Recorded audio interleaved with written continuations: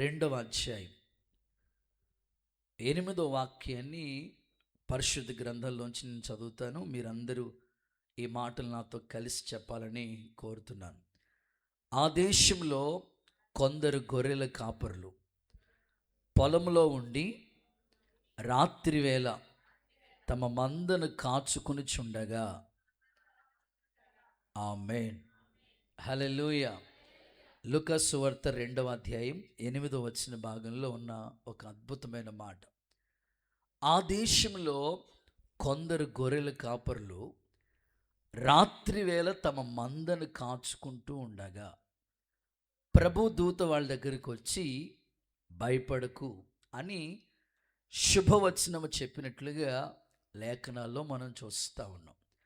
ఈరోజు ప్రత్యేకంగా ఒక దైవజనుడిగా మీకు చెప్పాలనుకున్న సందేశం పేరేమిటంటే గొర్రెల కాపరులు. అనండి ఒకసారి మీ నోటితో గట్టిగా చెప్పండి, గొర్రెల కాపరులు. రైట్. పరిశుద్ధ గ్రంథం ఎంత స్పష్టంగా చెప్తూ ఉంటుందంటే అంత అమూల్యమైన సత్యవాక్యాలు దేవుడు మన కొరకు దాచిపెట్టాడు.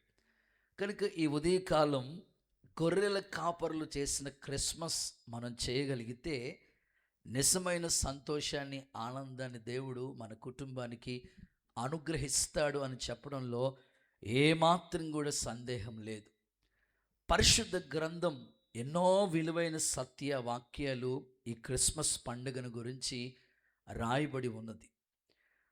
చాలా విలువైన మాటలు. ఇక్కడ గొర్రెల కాపరులు రాత్రివేళ తమ మందను కాసుకుంటూ ఉండగా ప్రభు దూత వారికి ప్రత్యక్షమై భయపడొద్దు, ఇది ప్రజలందరికీ కలిగే మహా సంతోషకరమైన సువార్త. దావీదు పట్టణమందు రక్షకుడు మీకోసం పుట్టాడు, దానికి ఇదే మీకు ఆనవాలని దేవదూత చెప్పినట్లుగా వాక్యంలో మనం చూస్తాం.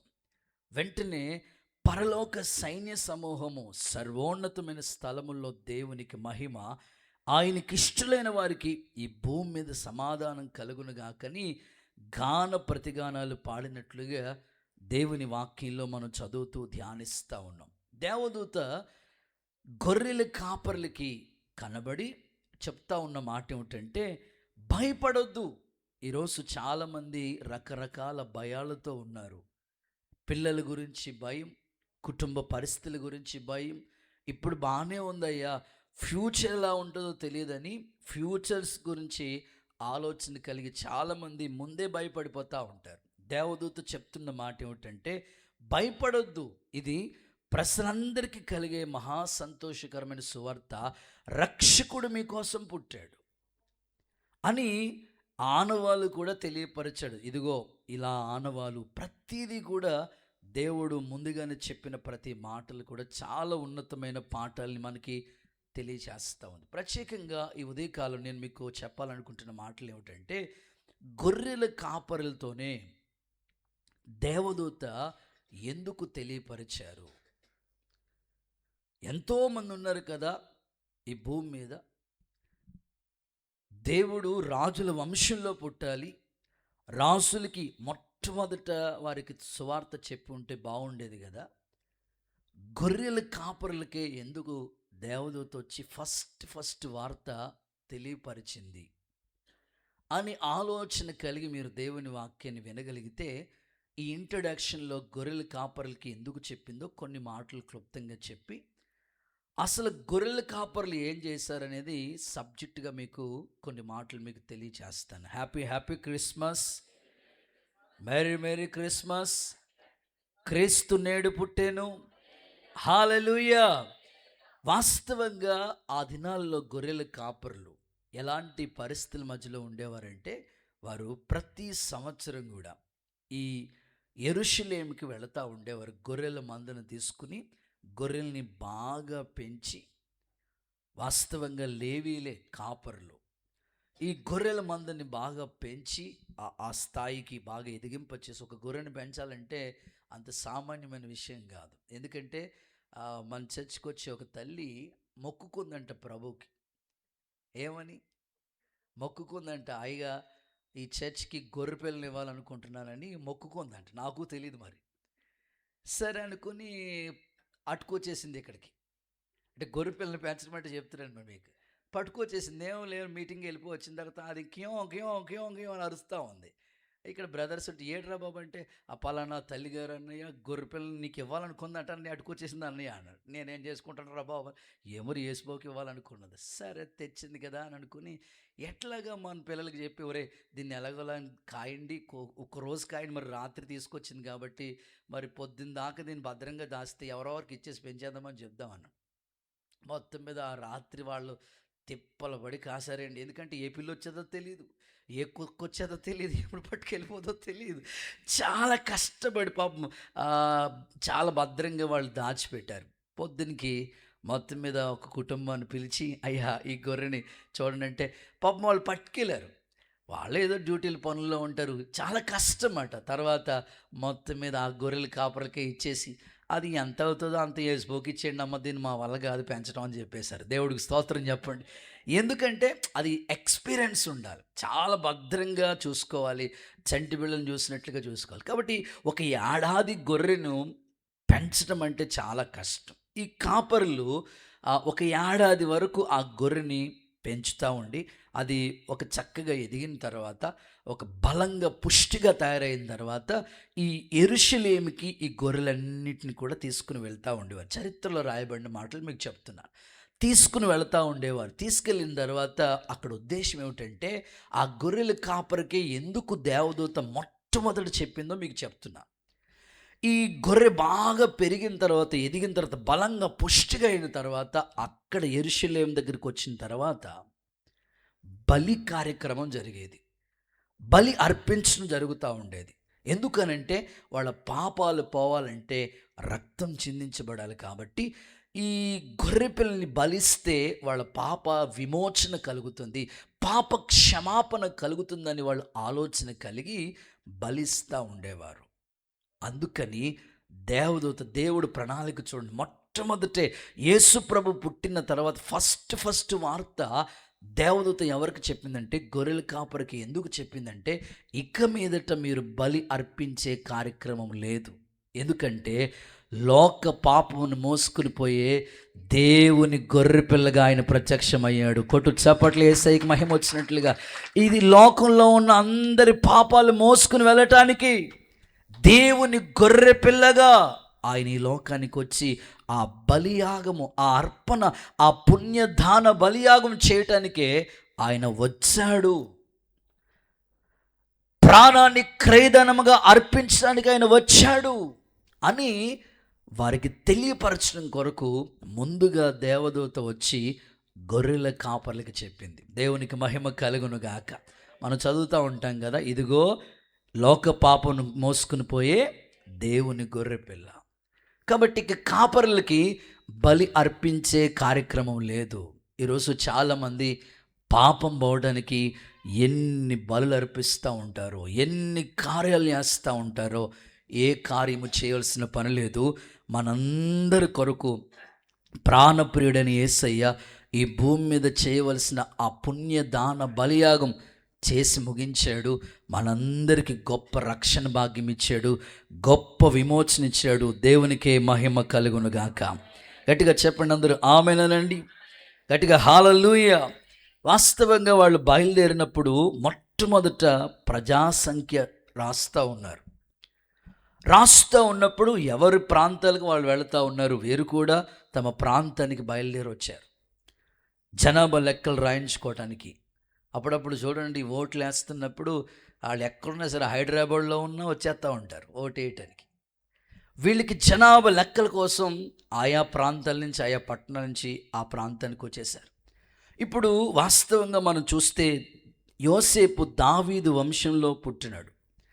ఇప్పుడు ఆయన ప్రయాణం ఎక్కడికంటే నజరేతు నుండి బెత్లెహేముకి ప్రయాణమే వెళుతూ ఉన్నారు. ఇంచుమించు చరిత్ర చదువుతూ ఉంటే నజరేతు నుండి బెత్లెహేముకి ఇంచుమించు 100 మైళ్ళ దూరం, చాలా దూరం ప్రయాణమే వారు వెళ్ళారు. సత్రంలో కూడా చోట్లేదు, ఎందుకంటే అక్కడక్కడి నుంచి వచ్చిన జనాభాలు అందరూ కూడా చోట్లు లేక సత్రాల్లో ఉన్నారు.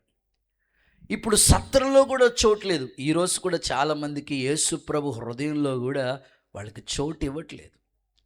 యేసుప్రభు అంటే నమ్ముతారు, కొంత నమ్మకం, కానీ హృదయంలో మాత్రం చేర్చుకోవట్లేదు.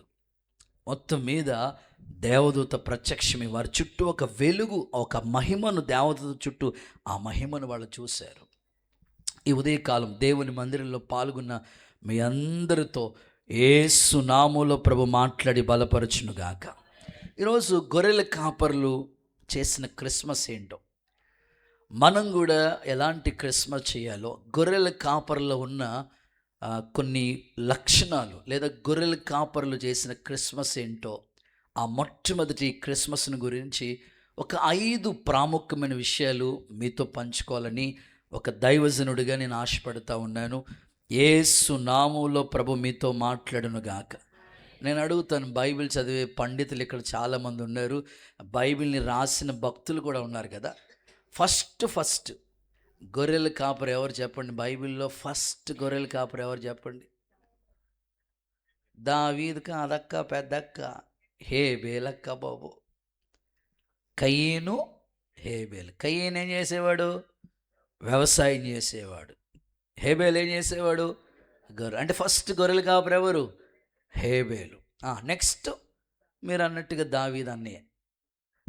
మీ అన్నయ్య దావీదు, మీ అన్నయ్య. గొర్రెల కాపరులు, గొర్రెలు కాస్తూ కడసాటి వాడు ఆ యొక్క తండ్రికి 8 మంది కొడుకులు ఉంటే ఎక్కడో గొర్రెలు కాసుకుంటూ ఉండేవాడు కదా. ఇప్పుడు ఈ కొత్త నిబంధనలో ఓల్డ్ టెస్ట్మెంట్లో జరిగిన విషయం కాదు, కానీ న్యూ టెస్ట్మెంట్లో జరిగిన విషయాన్ని మీకు ప్రస్తావన చెప్తున్నాను. కాబట్టి యేసు ప్రభు పుట్టినప్పుడు గొర్రెల కాపరులకి దేవదూత ప్రత్యక్షమై రక్షకుడు మీ కొరకు పుట్టారని చెప్పినప్పుడు వారు ఎలాంటి క్రిస్మస్ చేశారు? ఈరోజు క్రిస్మస్ అనే పేరుతో క్రీస్తు మిస్ అయిపోతున్నాడు. మీరు చూడండి, చాలా చోట్ల క్రిస్మస్ పండుగలు జరుగుతూ ఉంటాయి. మంచిదే, చేయాలి పండగ. అలాగని వాక్యము ప్రభువుకి చోటు లేకుండా ఎన్ని పండుగలు చేసినా ఇవి దండగే. నిజంగా దేవుడు కృప, మన క్రిస్మస్ పండుగలో 1.5 వాక్యం చెప్పబడి ఉంది. దేవునికి స్తోత్రం కలుగునుగాక. చాలా చోట్లకి వెళ్తే బాధ ఏమిటంటే 10 నిమిషాలు చెప్తారా అయ్య గారు, అరగంట చెప్తారా అంటే అన్నిటికి సమయం ఉంటుంది, కానీ వాక్యానికి టైం ఇవ్వరు వాళ్ళు. కానీ నిజమైన క్రిస్మస్, గొర్రెల కాపర్లు చేసిన క్రిస్మస్ ఏంటో, ఈరోజు మనం చేయవలసిన క్రిస్మస్ ఏంటో ఒక 5 రకాల పాఠాలు, గొర్రెల కాపర్లో ఉన్న 5 లక్షణాలు మీ ముందు ఉంచడానికి నేను ఇష్టపడుతూ ఉన్నాను. చదువుతారా? మొదటి మాట పరిశుద్ధ గ్రంథమైన బైబిల్లో నుండి మొట్టమొదటి మాట లూకా సువార్త 2వ అధ్యాయం 15వ వాక్యాన్ని నేను చదువుతాను. మీరందరూ శ్రద్ధగా వినాలని కోరుతున్నాను. ఆ దూతలు తమ యొద్ద నుండి పరలోకమునకు వెళ్ళిన తర్వాత ఆ గొర్రెల కాపరులు జరిగిన ఈ కార్యమును ప్రభు మనకి తెలియచేసి ఉన్నాడు. మనం బెత్లెహేము వరకు వెళ్ది చూద్దాము రండి. ఆమేనండి. ఒకసారి ఈ కార్యము ప్రభు మనకి తెలియజేశాడు.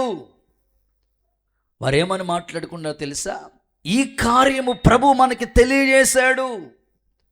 సో మొట్టమొదటి మాట ఏమిటంటే విశ్వాసంతో నమ్మారు అనండి. ఒకసారి గట్టిగా చెప్పాలి, విశ్వాసంతో నమ్మారు అనండి. వాళ్ళు చేసిన పని ఏంటంటే ఈ కార్యము ప్రభువే మనకి తెలియజేశాడు. ఎంతమంది ఉన్నారండి ఈ భూమి మీద, ఎంతమంది గొప్ప గొప్ప వాళ్ళు ఉన్నారు, కానీ ఎవ్వరికి అందని కృప దేవదూత ఫస్ట్ యేసు ప్రభు పుట్టాడనే వార్త ఈ గొర్రెల కాపలకు చెప్పిన వెంటనే వాళ్ళు విశ్వాసంతో నమ్మారు. ప్రభువే ఈ కార్యం మాకు తెలియజేశాడు, దేవదూతని ప్రభువే పంపించాడు అని వాళ్ళు ఫెయిత్, విశ్వాసంతో నమ్మారు. ఈరోజు నేను నిజంగా మీతో మాట్లాడుతున్నాను. దేవుని మందిరానికి మీరు వస్తూ ఉన్నారు, ఎన్నో క్రిస్మస్ పండుగలు చేస్తూ ఉన్నారు. మరి మీరు దేవుని ఎడల కలిగి ఉన్న నమ్మకం ఎలా ఉంది? ఈ సంవత్సరం 2025 ఇంచుమించు ఒక 50 ఆదివారాలు గడిచిపోయి సరిగ్గా 10 రోజులు మన ఎదుట ఉంది. నేను ఆశిస్తాను ఇన్ని నెలల్లో జరగలేని కార్యాలు ఈ 10 రోజుల్లో దేవుడు మీ ఎడల జరిగించునుగాక. అద్భుతాలు చేస్తానని వాగ్దానం ఇచ్చిన దేవుడు మర్చిపోతాడా చెప్పండి? నీ నమ్మికను బట్టే దేవుడు కార్యాలు చేయటానికి సమర్థుడు. ఒక్కటే ప్రభు చెప్పాడు, దేవుని యొద్దకు వచ్చేవాడు దేవుడు ఉన్నాడని, తన్ను అడిగే వాళ్ళకి ఫలము దయచేస్తాడని నమ్మాలి కదా. నువ్వు నమ్మకుండగా మేము ఎంత గట్టిగా ప్రార్థన చేసినా, ఎన్ని రోజులు ఉపవాసం ఉన్నా దేవుడు కార్యాలు ఎలా చేయగలుగుతారు చెప్పండి? నీ నమ్మిక చొప్పునే ప్రభు దగ్గరికి ఎవరు వచ్చినా ఒకటే అనేవాడు, నువ్వు నమ్ముతున్నావా? ఇప్పుడు ఒక తండ్రి తన పిల్లోడు నీళ్లు కనబడితే నీటిలో పడిపోతున్నాడు, ఈ అగ్ని కనబడితే అగ్నిలో పడిపోతున్నాడు. అలాంటి పరిస్థితుల మధ్యలో శిష్యుల దగ్గరికి వెళ్ళారు, వాళ్ళ వల్ల కాలేదు. యేసు ప్రభు దగ్గర కూడా తీసుకొచ్చారు. నీ వల్ల అయినా ఏమైనా అవుతుందా? ప్రభు అన్నాడు, నమ్ముట నీ వల్ల అయితే నాకు సమస్తము సాధ్యమే. ఆయన అంటాడు, ఎక్కడో నాకు అపనమ్మకం ఉందయ్యా, ఆ అపనమ్మకం తీసేయండి అయ్యా అని అడిగాడు. దేవుని సన్నిధిలో మరి ఈ సంవత్సరం ఎన్నో కార్యాల గురించి మీరు ఎదురు చూస్తున్నారు. కొంతమంది ఉద్యోగం కోసం, కొంతమంది ప్రమోషన్ కొరకు, కొంతమంది జీవన ఆధారం కోసం, ఆర్థిక సహాయం కొరకు, పిల్లల భవిష్యత్తు కొరకు, చదువులో విజయం కొరకు, ప్రమోషన్ కొరకు, ఇంకో మాటలో చెప్పాలని ట్రాన్స్ఫర్స్ కోసం, ఈ విధంగా ఎన్నో ఎదురు చూస్తూ ఉన్నారు. మీరు మీ నమ్మిక చొప్పున ఇల్లు కావాలి, కూతురు పెళ్ళవ్వాలి, పిల్లలు పుట్టాలి, ఎన్నో ఎదురు చూస్తున్నారు. అయితే మీరు ఎంతగా నమ్ముతారో ఆ కార్యాలు మీ ఎడల దేవుడు చేయటం ప్రారంభిస్తారు. ఈ కార్యము దేవుడే మాకు తెలియజేశాడు, దేవదూతను పంపించని వాళ్ళు నమ్మారు. ఎందుకంటే ఇన్నాళ్ళు మేము బలి అర్పించాము, ఏడాది గొర్రెను పెంచుతూ వచ్చాము, ఇంత పెరిగిన తర్వాత తీసుకెళ్ళి అక్కడ బలి అర్పించుతూ ఉండేవాళ్ళు. ఇక బలి అర్పించే కార్యక్రమం అక్కర్లేదు, దేవుడే మా కోసం ధ్యానంగా బలి అర్పణగా అర్పించబడ్డారు అని వారు ఆ మాటలు విశ్వసించి నమ్మారు. ఈ ఉదయకాలం మీ ఆత్మీయ జీవితంలో కూడా నమ్మితే దేవుని మహిమను చూస్తారు. యేసు నామములో మీకు ఒక నమ్మకం ఏర్పడునుగాక. చూడండి, ఆ వాక్యాన్ని మనం చదువుదాం. హెబ్రీయులకు రాసిన పత్రిక 11వ అధ్యాయము 6వ వాక్యాన్ని ఒకసారి చూడండి. హెబ్రీయులకు రాసిన పత్రిక 11వ అధ్యాయం 6వ వాక్యాన్ని మనం చూడగలిగితే, విశ్వాసము లేకుండా దేవునికి ఇష్టలై ఉండుట అసాధ్యము, దేవుని యొద్దకు వచ్చేవాడు ఆయన ఉన్నాడని. ఎవరైనా సరే దేవుని యొద్దకు వచ్చేవాళ్ళు చేయవలసిన పని ఏంటో తెలుసా? ఆయన ఉన్నాడు. ఉన్నాడా లేదా? ఉన్నాడు. తన్ను వెతికే వారికి ఫలము దయచేస్తాడని మీరు నమ్మవలెను కదా. అంటే ఆయన ఉన్నాడు, నీకు ఫలం ఇస్తాడు. ఇప్పుడు ఇక్కడికి ఎంత ఆశతో ఉదయకాలం పెందల కడే నువ్వు నిద్ర మేలుకొని ఈ స్థలానికి వచ్చిన ముఖ్య ఉద్దేశం ఏంటంటే, దేవుని దగ్గర ఆయన కార్యాలని సఫలం చేస్తాడు కనుకనే ఆయన దగ్గరికి వెళ్తే ఏదో ఒక మేలు జరుగుతుందని ఆశతో నేను వచ్చావు. అయితే వచ్చిన తర్వాత నీ నమ్మకం ఎక్కువ అవ్వాలి. ఇంకేం చేస్తాడులేండి, అయిపోయిందండి బాబు, 50 ఆదివారాలు అయిపోయినాయి, ఇంకా ఈ 50 వారాల్లో చేయలేంది ఇప్పుడు చేస్తాడండి, ఈ 10 రోజుల్లో ప్రభు చేస్తారండి, మీరు చెప్పైతే మేము వినేయాలండి బాబు, మేము ఏమన్నా కాలీఫ్లవర్ పెట్టుకున్నామండి పాటర్ గారు అన్నట్టుగా చూస్తున్నారు మీరు. లేదు, నీ నమ్మిక చెప్పులు చేస్తాడు దేవుడు. ఒక చిన్న ఎగ్జాంపుల్ చెప్తాను. Happy Christmas. చేతులు పైకి లేవట్లేదు. Happy Christmas. క్రీస్తు నేడు పుట్టెను. ఓకే, చెప్తాను చూడండి. ఎన్టీ రామారావు గారు ఉన్న దినాల్లో జరిగిన ఒక చిన్న సంఘటన, ఒక పెద్ద ఆయన ఎవరో చెప్తే విన్నాను. మనకేం తెలిసి రాజకీయాల గురించి, దేవుడికి స్తోత్రం చెప్పండి. ఎన్టీ రామారావు గారు ఉన్న దినాల్లో జరిగిన ఒక చిన్న సంఘటన మీకు జ్ఞాపకం చేస్తాను. ఓ పాప బాగా చదువుతూ ఉంటుంది, చాలా బాగా చదువుతుంటుంది. ఎంత బాగా చదువుతుందంటే అన్ని సబ్జెక్టులు కూడా 90 above. Telugu 90 above, social, Hindi కూడా మాస్టర్ మొత్తం 90 అబౌవ్ వచ్చేసినాయి. ఇంగ్లీష్ అన్ని 90 అబౌవ్ మార్కులు వచ్చినాయి. వింటున్నారా? ఇక్కడే ఉన్నారా? ఓకే, అన్ని మార్కులు 90 అబౌవ్. ఒక మ్యాథ్స్ ఒకటే 3 మార్కులు తక్కువలో ఫెయిల్ అయిపోయింది. అన్ని 90 పైనే వచ్చినవి. హిందీ ఈ యొక్క మ్యాథ్స్ వచ్చినప్పటికీ 3 మార్కులు ఎగ్జామ్ ఫెయిల్ అయిపోయింది. మా కళ్ళు వేసి, ప్రభా నన్ను పాస్ చేసినందుకు స్తోత్రమే అని ప్రార్థన చేస్తుంది. మీలాంటి వాళ్ళు వచ్చేసి ఇప్పుడు పరలోకం నుంచి దేవుడు రాహేస్తాను పరీక్ష, నువ్వు ప్రార్థన చేస్తే పాస్ అయిపోతావా అని ఎటకారంగా మాట్లాడు. ఇప్పుడు కూడా మీరు కూడా తెల్లని బట్టలు వేసుకొని ఆ బైబిల్ పట్టుకుని వస్తుంటే, ప్రతి ఆదివారం వెళ్ళిపోవాలమ్మా, మొన్న ఇల్లు సరిపోదా పండక్కే, రోజు వెళ్ళిపోవాలి నువ్వు, వెళ్ళిపోతుంది చేస్తాడు దేవుడు నీకు అని అనేవాళ్ళు ఉంటారు. ఇప్పుడు దేవుడు వచ్చేసి పరలోకం నుంచి దేవదూతను పంపించేసి నువ్వు కూర్చోమ్మా నేను రాసేస్తాను పరీక్ష అంటాడా? జ్ఞానం లేకపోతే పేదన మీరు మంచివాళ్ళమ్మా బాబు అని అనేవాళ్ళు ఉంటారు. ఈ పాపను కూడా అలా అంటా ఉన్నారు. రాసేస్తాడు దేవుడు, పేదనంటే మా పని పాటలు పేదనే ఇంకా మరి ముసుగేస్తుంది పెద్ద మంచివాళ్ళమ్మ మీరు అని హేళనగా మాట్లాడుతూ ఉన్నారు. కానీ ఆ పాపకు విశ్వాసం ఉంది. నేను నమ్ముకున్న దేవుడు, చెప్పండి నేను నమ్ముకున్న దేవుడు, మీ పక్కలకి షేకండి చెప్పండి, నేను నమ్ముకున్న దేవుడు గొప్పవాడు. అంతే, ఏదైనా చేస్తాడు, కథ మొత్తం అంతే, ఏదైనా చేస్తాడు. నువ్వు విశ్వసించి నీ నమ్మిక చెప్పు నీకు జరుగుతుంది. అలాగే మోకాళ్ళు వేసి ఉపవాసం ఉండి అడుగుతుంది, ప్రభువా నేను అన్నీ మంచిగా రాశానయ్యా, మరి ఎందుకు ఇలా జరిగింది, నువ్వు మాత్రం చేయగల దేవుడు, నేనైతే నమ్ముతున్నాను. అంతే.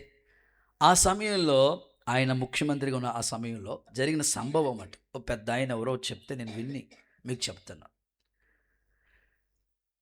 వాళ్ళ భార్యకి అనారోగ్యం ఉంటే అమెరికాలో ఉన్నారంట, ఎన్టీ రామారావు గారి భార్య. అప్పుడు ఎన్టీ రామారావు గారు అమెరికాకి వెళ్ళవలసిన పని వచ్చింది. మరి అమెరికా భార్య గురించి చూడటానికి ఆయన వెళ్ళిపోయారు. మరి ఈ ముఖ్యమంత్రి బాధ్యతలన్నీ వేరే వాళ్ళకి అప్పగించాలి కదా, ఆయన పేరు కూడా నోట్ చేసుకున్నాను, భాస్కర్ రావు గారని ఒక ఆయన. ఆయన ముఖ్యమంత్రి బాధ్యతలు చేపట్టారంట ఆయన వచ్చేదాకా. ఈ లోపల ఆయన ముఖ్యమంత్రి అయిన వెంటనే తీసుకున్న ఫస్ట్ నిర్ణయం ఏంటంటే 3 మార్కుల్లో ఫెయిల్ అయిపోయిన వాళ్ళందరూ కూడా పాస్ చేసేయండి. మీకేం సంతోషం లేదా, సంబరం లేదా? కుర్చీల మీద ఉన్న వాళ్ళు కొట్టండి అయ్యా బాబు. ఈ అమ్మ ఎన్ని మార్కులు ఫెయిల్ అయిపోయింది చెప్పండి? 2 మార్కులు. ఇప్పుడు ఎన్ని? ఏసు రక్తమే చేయం. ఏదైనా అది మాట. నీ కోసం నాకు ఉద్యోగం కోసం ప్రయత్నం చేస్తున్నావు, ఏం రావట్లేదండి బాబు, చదువుకున్నానండి ఏమీ లేదని ఖాళీగా ఉన్నా, నీ కోసం కొత్త కంపెనీని అయినా పుట్టించగలిగిన శక్తి ఆయనకు ఉంది. అవేం చెప్పండి. సో ఇల్లు ప్రయత్నం చేస్తున్నానండి, అవ్వట్లేదండి బాబు, ఏదోనండి బాబు, ఏమీ కలిసి రావట్లేదండి, ఎన్నిసార్లు ఇల్లు కొందామని వెళ్తున్నాను, తిరిగి వచ్చేస్తాను వెళ్తాను, అవ్వట్లేదు. తప్పకుండా ఈ వారంలో దేవుడు మీ ఎడల అద్భుతాలు ప్రారంభించునుగాక. సంతానం విషయంలో హాస్పిటల్ తిరుగుతున్నానండి, మెట్లు ఎక్కుతున్నానండి, ఏం అవ్వట్లేదని వెళ్తున్నాను వస్తున్నారు డాక్టర్లు అందరూ, ఇక ఎన్నో రకాలుగా చెప్తున్నారు. దేవుడు కార్యం మొదలు పెట్టగా ఎవ్వరు తిప్పివేయలేరు. నీకోసం ఏదైనా చేస్తాడు, నువ్వు నమ్మాలంతే. ఆ నమ్మిక చెప్పునే, నా వల్ల కావట్లేదండి, ఈ వ్యాపారం చేయలేకపోతున్నానండి, విసుకొచ్చేస్తుందండి, ఈ చదువు నేను చదవలేకపోతున్నానండి, నేను అనుకోవద్దు.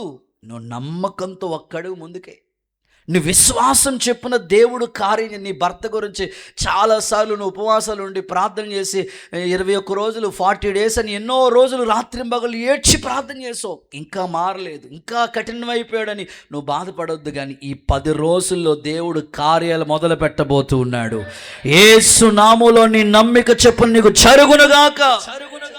నమ్మిక ద్వారానే దేవుడు కార్యాలు చేస్తాను. నేను కూడా అడుగుతూ వచ్చాను, ప్రభా అద్భుతం చేస్తానన్నావు కదయ్యా, నీ పిల్లలకి ఏ మాటలు చెప్పాలి, ఇదే మాట నాకు జ్ఞాపకం చేస్తూ వచ్చాడు. వారి నమ్మిక చెప్పునే దేవుడు కార్యాలు చేశాడు.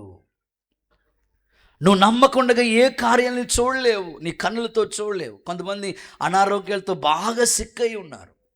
నీ నమ్మిక ఏమై ఉండాలంటే, నిన్ను స్వస్థపరిచే యెహోవాను నేనే అని ప్రభు చెప్పాడు కదా. అతడు పొందిన దెబ్బల చేత నాకు స్వస్థత కలుగుతుంది, నా శరీరంలో సర్వ శరీరాన్ని కొరకు ఆరోగ్యం ఇచ్చేది ఆయనే అని నువ్వు నమ్ము. ఇక నా వల్ల కాదు, నేను చేసి ప్రయత్నం అలిసిపోయాను, నేను ఇంక ఏ హాస్పిటల్కి వెళ్ళలేను, నా వల్ల కాదు ఇంక అని నువ్వు అలాగ కురింగిపోవద్దు, విసిగిపోవద్దు. నువ్వు ఇంక ఏ ప్రయత్నం చేయనని నిరాశతో మిగిలిపోవద్దు. ప్రత్యేకంగా యవనస్తులతో మాట్లాడుతున్నాను. చాలా బాగా కష్టపడి చదువుతున్న పిల్లలు కోచింగ్లు తీసుకున్నారు, ఇక జాబు దగ్గరకు వచ్చి ఆగిపోతున్నాను, మీరేం కంగారు పడొద్దు, ప్రయత్నించండి. 10 రోజుల్లో దేవుడు కార్యాలు మొదలు పెట్టునుగాక. ఇల్లు విషయంలో, కూతురు పెళ్లి విషయంలో, కొడుకు యొక్క భవిష్యత్తు విషయంలో దేవుడు దాచి ఉంచిన మేలు ఎంతో గొప్పది. తప్పకుండా నీ నమ్మిక చొప్పున దేవుడు చేస్తాడు. గొర్రెల కాపురులు వెంటనే వాళ్ళు దేవుని మాటలు, ఆ దూత చెప్పిన మాటలు నమ్మారు. ప్రభువే ఈ కార్యము జరిగించాలని వారు నమ్మారు. చూడండి, కొన్ని మాటలు మీకు జ్ఞాపకం చేస్తాను. చూడండి, యోహాను సువార్త 4వ అధ్యాయం 42 వాక్యం చూడండి. యోహాను సువార్త 4:42.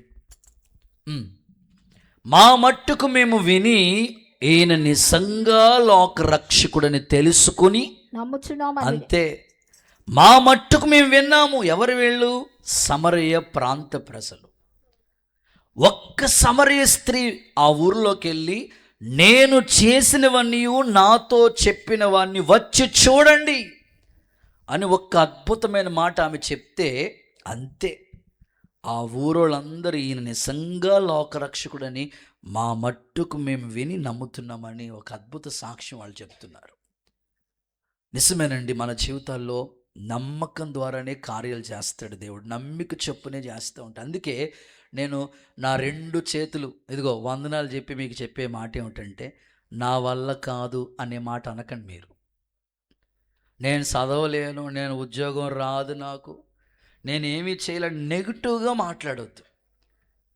జీవ మరణాలు నాలుగు వశం అంట. మీ నోటితో ఏది పలుకుతారో అది అయిపోతుంది. అందుకని నా వల్ల కాదంటే ఇంకెప్పుడు నీ వల్ల అవ్వదు. నా వల్ల అవుతుందంటే మాట్లాడండి. నా వల్ల అవుతుందంటే చేస్తాడు దేవుడు. ఏమండి, మాకు ప్రారంభ స్థితి ఎప్పుడు గుర్తు చేసుకుంటా ఉంటాను నేను. మా వల్ల అవ్వదు అని అనుకుంటే దేవుడు కార్యాలు చేసి ఉండేవారు కాదేమో. ఎందుకు చేయవు ప్రభా, నీవు పిలిచిన వాడవు, నమ్మదగిన వాడవు కదా. మర్చిపోవటానికి నువ్వేమన్నా అన్యాయస్తుడైన దేవుడువా? కాదు కదా. శూన్యములో సృష్టిని వేలాడదీసిన దేవుడు నీకు అసాధ్యమేమై ఉంది? నీటిని మూట కట్టిన దేవుడికి అసాధ్యమైనది ఏముంది? సూర్యుడా గిబియోన్లో నిలిచిపోమంటే ఒక్కరోజు నిలిచిపోయాడు కదా. సముద్రము బైపాస్ రోడ్డుగా మారిపోయింది కదా. ఇన్ని కార్యాలు చేసిన దేవుడు ఎందుకు చేయడు నీకు? అంటే మన నమ్మకంలో ఎక్కడో కొంచెం లోపాలు, చిన్న లోపాలు ఉన్నాయి.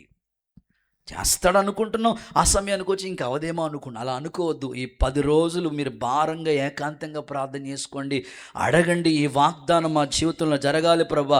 గొర్రెల కాపరులు చేసిన నిజమైన క్రిస్మస్ మేము కూడా జరుపుకోవటానికి ఇలాంటి ఆనందం మా గుండెల్లో పుట్టించు అని నువ్వు కోరుకో, ప్రార్థన చేయి. నీ ఎడల వాగ్దానాలన్నీ యేసు నామములో ప్రభు నెరవేర్చునుగాక. కొంచెం గట్టిగా ఆమేనండి. మీకు ఇంకా బాగా అర్థం అవటం కోసం ఒక చిన్న ఎగ్జాంపుల్ చెప్తాను. ఒక చర్చ్ దగ్గరలో జస్ట్ వాళ్ళు చర్చ్ దగ్గరికి వెళ్తూ ఉంటుంటే ఆ చర్చి దగ్గరికి వెళ్ళే దారిలోనే అనుకోకుండా ఒక బ్రాందీ షాప్ ఒకటి కట్టేశారు. ఏంటో మరి అన్నీ రోడ్డు మీదకి వచ్చేస్తున్నాయి ఇప్పుడు. దేవుడికి స్తోత్రం, బ్రాందీ షాపులు అన్నీ రోడ్డు మీదకి కట్టేశారు. వాళ్ళు అలా ప్రార్థనకు రావాలంటే పాపం ఆడవాళ్ళు కానీ మగవాళ్ళు కానీ ఎవరైనా రావాలంటే అక్కడ రోజు రోడ్డు పక్కన తాగుబోతోళ్ళు తిరుగుతూ ఉన్నారు. నైట్లు మీటింగ్ రావాలంటే చాలా ఇబ్బంది ఫీల్ అవుతున్నారు వాళ్ళు. మొత్తం మీద సంఘానికి భారం వచ్చి విశ్వాసులు అందరూ గుండెల్లో భారంతో త్యాగంతో ఆలోచించి ఏం చేశారంటే, ప్రభా ఈ బ్రాందీ షాప్ చాలా ఇబ్బందిగా ఉంది, ప్రార్థనలకు రావటానికి లేదు, ఆడపిల్లలు ప్రార్థనకి వెళ్ళటానికి లేదు, చిన్నపిల్లలు రావటానికి లేదు, చాలా ఇబ్బందిగా ఉందని ఫాస్టింగ్ ప్రేయర్ చేయటం మొదలుపెట్టారు. మొత్తం మీద వాళ్ళ ఫాస్టింగ్ ప్రేయర్ ద్వారా అద్భుతంగా ఆ బ్రాందీ షాపు 2 వారాల్లో తీసేశారు. మీకేం సంతోషం లేదా? మరి మీ ఊర్లో ఎన్ని బ్రాందీ షాపులు ఉన్నాయి? మీరు ప్రార్థన మొదలెట్టాలి యేసునామములో. తీసేశారు. ఇప్పుడు అసలైన స్టోరీ, దేవుడికి స్తోత్రం చెప్పండి. బ్రాందీ షాప్ తీసేస్తే మరి ఆ షాపు కలిగిన ఓనర్ ఏమన్నా కుదురుంటాడు చెప్పండి? వచ్చి చర్చ్ వాళ్ళ మీద కేసేసాడు. ఏళ్ళ ప్రార్థన చేస్తేనే మేము బ్రాందీ షాప్ తీసేసాము. ఆడికి చూడండి ఎంత విశ్వాసం ఉందో. కేసేసాడు. కేసేస్తే వీళ్ళు ఏమన్నా తక్కువ వాళ్ళ? క్రైస్తవులంటే ఎంత గొప్ప వాళ్ళంటే నిజం చెప్పరు, అబద్ధం ఆడరు, కర్ర ఎరగదు, అట్లుంటారు. అసలు ఎంత తెలివి. అమ్మ మీ అందరికీ వందనాలు అమ్మ, అయ్యా మీకు అందరికీ వందనాలు. అంత తెలివైన వాళ్ళు వేరే. ఎప్పుడైతే కేసేస్తే పోలీసు వాళ్ళు అందరూ వచ్చారు చర్చ్ దగ్గరికి. అయ్యా ఇదిగో ఈ బ్రాందీ షాప్ ఓనర్ మీ ప్రార్థన వల్ల వాళ్ళ బ్రాందీ షాప్ తీసేశారంట. వీళ్ళు ఏమంటుంది? మాకేం తెలియదండి బాబు, మాకేం తెలియదండి అంటే ఆయన నమ్ముతున్నాడు కానీ వీళ్ళ ప్రార్థన మీద వీళ్ళకి అలాంటి వాళ్ళందరూ ఒకసారి అల్లి చెప్పండి అమ్మా. ఉంటారు, అంత ప్రబుద్ధులు ఉంటారా అమ్మ మీరు? నేనంటాను మీ ఎడల దేవుడు కార్యాలు చేస్తాడు. మీ నమ్మికే పిల్లల విషయమా, ఆర్థిక విషయాల్లో ఒక్కొక్కసారి మాకు అనిపిస్తుంది, ఇన్ని ప్రోగ్రాలు జరుగుతున్నప్పుడు అమ్మో ఎట్లా చేయగలం, మనం కాదు కదా, నన్ను బలపరచు క్రీస్తునందే పౌలు అన్నాడు కదా, మనకి ఎందుకు, ఆయన పని ఎవరో ఒకరిని దేవుడు ఆ సమయానికి లేపుతాడు. ఆ సమయం అది దేవుడి పని. నేను ఎప్పుడు నమ్ముతాను, దేవుడి పని ఎప్పుడు ఆగదు కదా. అందుకని ఒక అడుగు ముందుకేద్దాం, ప్రభు అద్భుతంగా జరిగించుకుంటారు.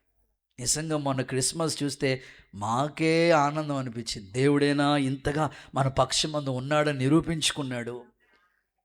అంటే దైవ కార్యాలు ఎప్పుడు అలా జరుగుతుంటాయి. కాబట్టి ఒకటి, విశ్వాసంతో మీరు నమ్మండి, నిజమైన క్రిస్మస్ ఆనందం మీ కుటుంబంలో చేస్తాడు. ప్రభు మీకు సహాయం చేయనుగాక. రెండో మాటలకు వచ్చేస్తాను, second one, happy happy Christmas చెప్పాలి, చల్లబడిపోకూడదు, హ్యాపీ హ్యాపీ క్రిస్మస్. ఓకే, రెండో మాటలకు వెళదాం. లూకాసు సువార్త 2వ అధ్యాయం 15వ వాక్యాన్ని మధ్యలో భాగాన్ని నేను చదువుతున్నాను. మనము బెత్లెహేము వరకు వెళ్ళి చూద్దాము రండి అని ఒకడితో ఒకడు చెప్పుకునిరి. వన్స్ అగైన్, మనం బెత్లెహేము వరకు వెళ్ళి చూద్దాము రండి అని ఒకరితో ఒకడు చెప్పుకునిరి. చాలు. సెకండ్ వన్, ఒకరితో ఒకరు అంటే ఐక్యత గలవారు అనండి ఒకసారి మీ నోటితో. ఈ గొర్రెల కాపరులు చేసిన క్రిస్మస్ మనం చేయాలి ఈ రోజున. ఈ వారంలో మీరు చేసే పండుగ ఎలా ఉండాలంటే, సో ఇలాంటి పండుగ మనం చేయాలి. మనం వెళ్దాం, వాళ్ళు చెప్పారు కదా, దేవదూతో చెప్పింది కాబట్టి మనం బెత్లెహేము దాకా వెళ్ళి చూద్దాం, రక్షకుడు పుట్టారని దేవదూత చెప్పింది, మనం వెళ్ళి చూద్దామని ఒకరితో ఒకరు కలిసి చెప్పుకున్నారు. ఈరోజు నేను ఆశిస్తున్నాను, పండగ అంటే మనం ఒక్కరం చేసుకునేది కాదండి. అవునా చెప్పండి, అవునా కాదు, అందరూ కలిసి చేస్తేనే పండగ. అంటే ఒక్కరి వల్ల అయ్యేది కాదు. సో వాళ్ళు గొర్రెల కాపలు ఎంతమంది ఉన్నారు అక్కడ మెన్షన్ చేయలేదు, కానీ ఒకరితో ఒకరు వాళ్ళు చెప్పుకున్నారు.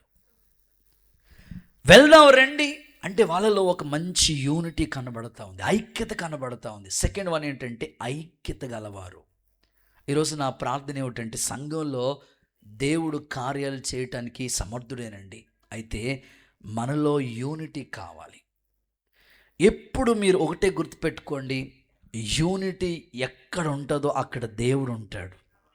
మీకు అందరికీ తెలిసిన కంఠస్థ వాక్యం, సహోదరులు ఐక్యత కలిగి నివసించుట ఎంత మేలు, ఎంత మనోహరం, అక్కడ ఆశీర్వాదం, శాశ్వత జీవం అక్కడే ఉండాలని దేవుడు ఆజ్ఞాపించాడంట. చదవండి 133వ కీర్తన మొట్టమొదటి వాక్యం. 133వ కీర్తన మొట్టమొదటి వాక్యం చూద్దామా. సహోదరులు ఐక్యత కలిగి నివసించుట ఎంత మేలు, ఎంత మనోహరం. కీర్తన 133:1.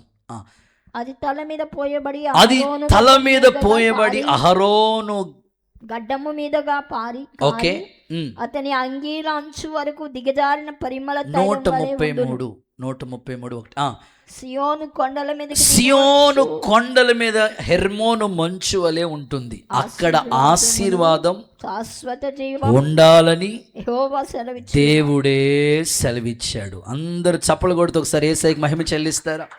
నా ప్రార్థన మనందరి యొక్క ఐక్యతను చూసి సాతాను గాడు పారిపోవాలని, అంతే. గట్టిగా చెప్పండి ఆమేనని. సో మీ ఇంట్లో ఉన్న ఐక్యతను చూసి ఏ కీడు మీకు దగ్గరికి చేరకూడదు, ఏ వ్యక్తి అపవాది కార్యం ఇంట్లో జరగకూడదు. నేను ఎప్పుడు చెప్తా ఉంటాను, మీ కుటుంబాల్లో ఐక్యతను పాడు చేసేవాడు ఎవడైనా ఉన్నాడంటే వాడు అపవాది, సాతానుడు. దేవుని పని చేయాలి, లేదంటే మీ ఇంట్లో ఏదైనా ఒక కార్యం కొరకు ఎదురు చూస్తున్నారు, లేదైనా మీకు ఒక ఆశతో ఒక ప్రాజెక్ట్ చేయాలని మీకు ఒక తలంపు ఉంది, లేకపోతే ఏదైనా ఒక కొత్త ఆలోచనతో మీరున్నారు.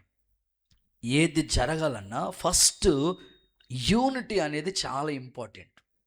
వాడు ఏం చేస్తాడంటే యూనిటీని పాడు చేస్తూ ఉంటాడు సాతానుడు, ఐక్యతను చెడగొడతా ఉంటాడు.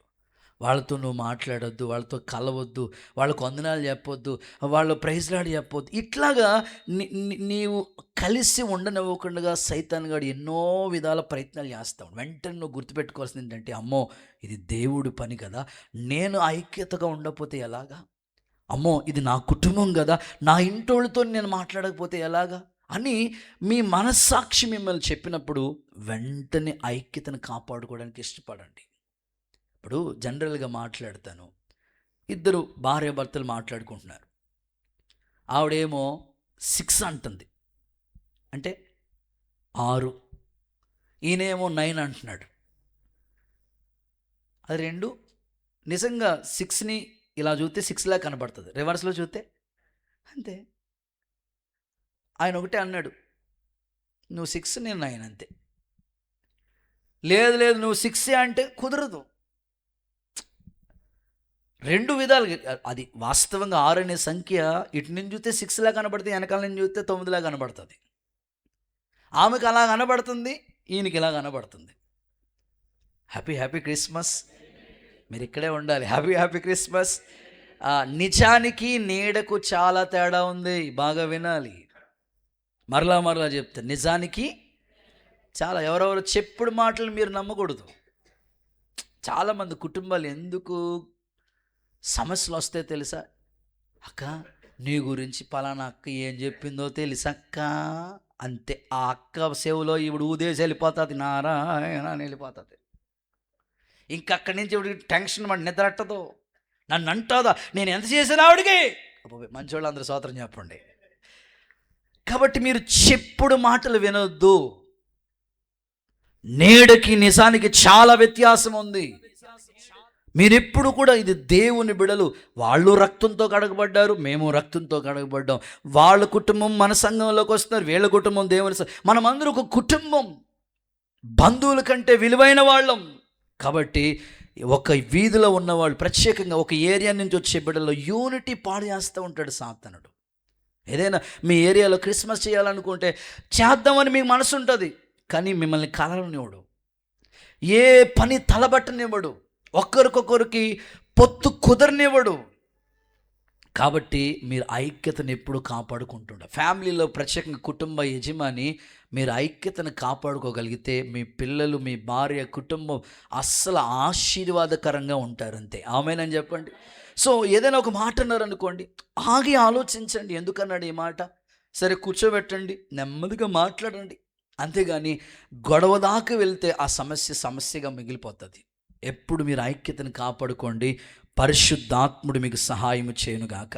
నేను ఇలా అంటాను, ఆత్మ కలిగించే ఐక్యత. ఆత్మ దేవుడు ఏం చేస్తాడంటే, నువ్వు ఐక్యంగా ఉండు ఒకరితో ఒకరు. మీకు ఇంకో మాట కూడా బైబిల్లో చదివిస్తాను. రోమిలికి రాసిన పత్రికలో భలే అద్భుతంగా రాయబడిన మాట ఇది. రోమపత్రిక 12వ అధ్యాయంలోకి రండి. 16వ వాక్యం నేను చదువుతున్నాను, చూడండి. రోమపత్రిక 12వ అధ్యాయం 16వ వాక్యంలో చూస్తే, ఒకరితో ఒకరు మీరు చదివితే బాగుంటుంది అనుకున్నా. ఒకరితో ఒకరు మనస్సు కలిసి ఉండండి, అంతే. ఒకరితో ఒకరు మనస్సు కలిసి ఉండండి. విచిత్రమైన సంగతి ఏంటంటే, మనుషులు కలుస్తున్నారు కానీ మనసులు మాత్రం కలవట్లేదు. ఇద్దరు అభిప్రాయాలు ఒకటి అవ్వాలి, అప్పుడే దేవుని కార్యాలు మనం కన్నులతో చూస్తామండి. ఫ్యామిలీలో వైఫ్ అండ్ హస్బెండ్ అయినా, పిల్లలైనా, లేకపోతే కుటుంబ పరిస్థితుల యజమానులైనా, లేకపోతే సేవకులు, సంఘమైనా, అందరూ ఒక యూనిటీగా.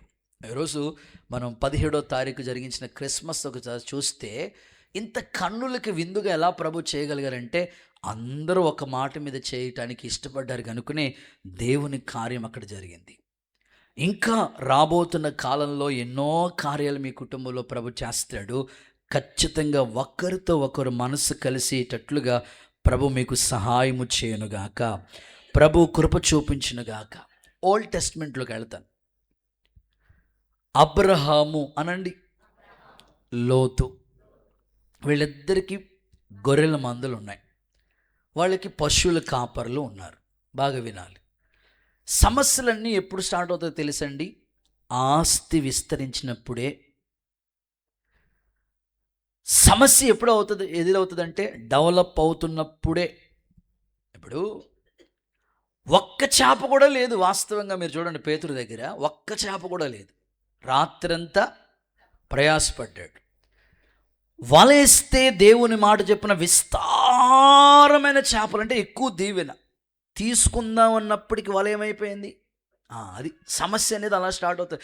మీకు అన్నీ బాగున్నాయి, మంచిగా డెవలప్ అవుతుంది అన్నప్పటికీ అపవాది ఏదో పని చేస్తూ ఉంటాడు వాడు.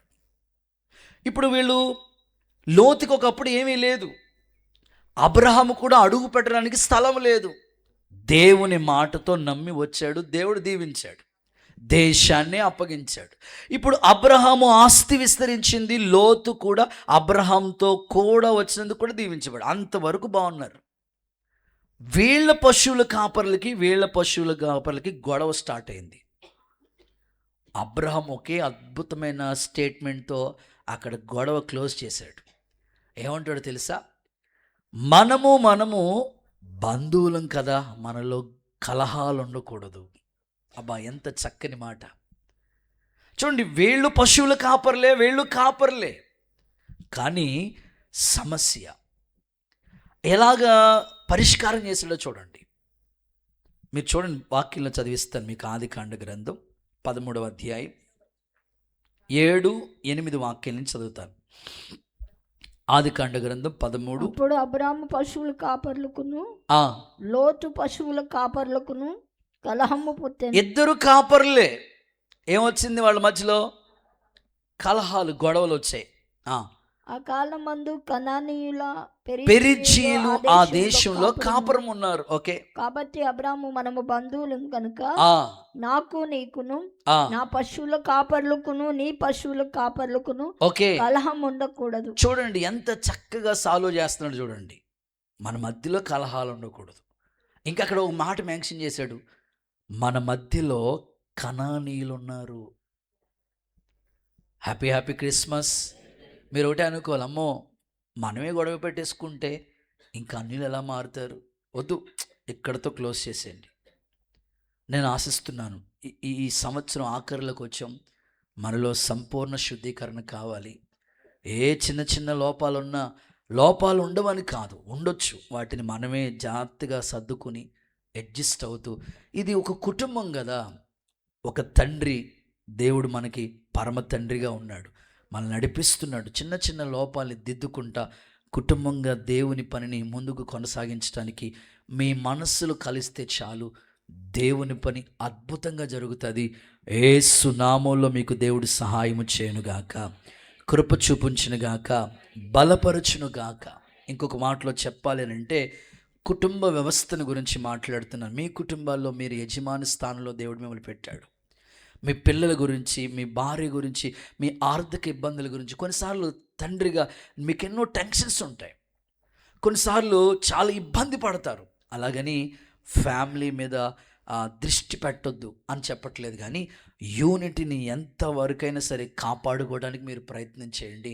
ఒక చిన్న కుటుంబమే ఆత్మీయ జీవితంగా అనేకులకి ఆదర్శంగా మీ కుటుంబాలు మీ వీధిలో ఉండాలి.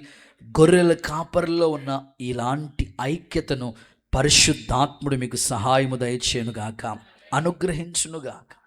మీకు ఇంకా బాగా అర్థం అవడం కోసం ఒక సంగతి మీకు చెప్తా. ఒక తల్లిని వాళ్ళ కొడుకు తీసుకెళ్ళిపోయి ఈ యొక్క అనాథ ఆశ్రయంలో జాయిన్ చేసేసాడు. ఎందుకంటే వచ్చిన కోడలు ఉండవట్లేదు అత్తగారిని ఇంట్లో. సరే, ఇక వీళ్ళిద్దరు రోజు గొడవ పెట్టుకుంటున్నారు అనుకుని ఏం చేయాలో అర్థం కాని పరిస్థితుల మధ్యలో కొన్నిసార్లు చూడండి, ఇటు భార్య ఇటు అమ్మ, ఎవరికి ఓటేయాలో అర్థం కాని కొన్ని పరిస్థితులు. మా మగ మహారాజులకు అందరికి వందనాలు అయ్యా బాబు, అయ్యా వందనాలకు ప్రతి వందనాలు చెప్తే మంచిది, ధన్యులు మీరు, అయ్యా వందనాలు అయ్యా. ఓకే, ఇలాగే గొడవ వచ్చిందంటే నువ్వు ఎలా ఉంటావు? మీ భార్య పక్షాన ఉంటావా లేకపోతే మీ అమ్మ పక్షాన ఉంటావా? సింపుల్గా నేను గోడ పక్కన ఉంటాను అన్నాడంటే స్తోత్రం చెప్పండి ఒకసారి. ఇంకంతే, అడ్జస్ట్ అయిపోవడం అంతే. ఇది ఇప్పుడు సమస్య ఇలా స్టార్ట్ అయిన వెంటనే సరే ఇంకా అర్థం కాని పరిస్థితుల మధ్యలో తీసుకెళ్ళిపోయి ఆయన అనాథ ఆశ్రయంలో జాయిన్ చేశాడు. ఆ తల్లి అక్కడ బాధపడుతూ ఉంది. అయ్యో, నా కొడుకుని చదివించాను, నా కొడుకుని ఎంత ప్రయోజకుడిగా చేశాను. తల్లి ప్రేమ కదండి. ఎత్తుకున్నాను, పెంచాను, ఈ స్థాయికి తీసుకొచ్చాను. ఉద్యోగం వచ్చిందంటే కారణం నేను చదివించకపోతే వీడికి ఎలా ఉద్యోగం వస్తుంది, కొంచెం కూడా గుర్తుపెట్టుకోకుండా నన్ను తీసుకొచ్చి ఇక్కడ జాయిన్ చేశాడు అనుకుని మనసులో బాధపడతా ఉంది. ఆవిడ కూడా ఏం చేస్తుంది, అలాగే అనాథాశ్రమంలో బాధపడతా ఉంది.